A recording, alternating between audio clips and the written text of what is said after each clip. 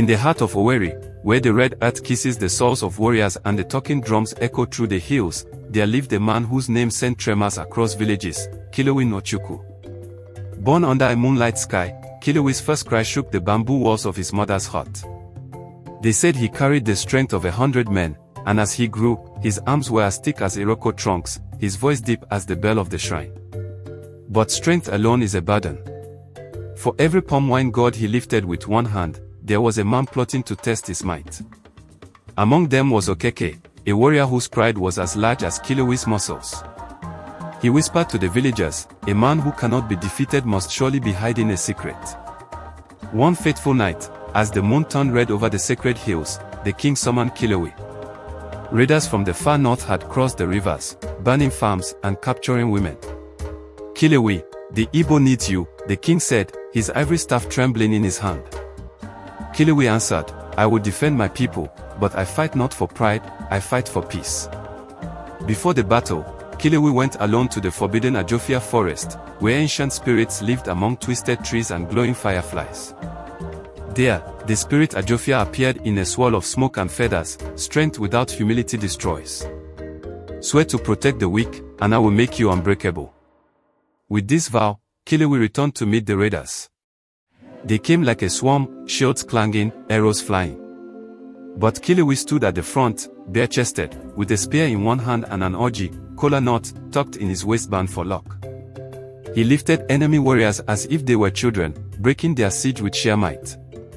The earth itself seemed to roar with him. When the dust settled, the land of Igbo was safe once more.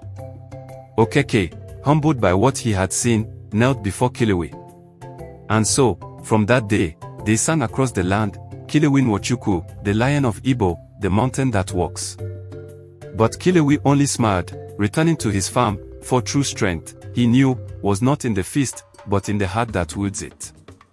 So Kiliwi gained prominence in the 1970s and 1980s as a showman who traveled around markets, towns, and villages performing feats of superhuman strength. His shows often involved breaking chains and bending iron rods with his bare hands, performing wrestling matches against multiple challengers. This act drew massive crowds, and his name became synonymous with raw strength in Igbo land and beyond. But beyond his strength, Kiliwi was known for his bold, flamboyant personality. He often wore traditional Igbo attire, Isiagu tops, wrappers, and red caps, and spoke in proverbs and humor, embodying the pride of Igbo heritage. For many, he symbolized resilience, courage, and the ability of a man to create fame through talent rather than wealth. His performances inspired young people and left an imprint on Nigerian pop culture, with his name still referenced in songs, folklore, and casual speech as a metaphor for great strength. Like many public figures, Kiliwi had controversies.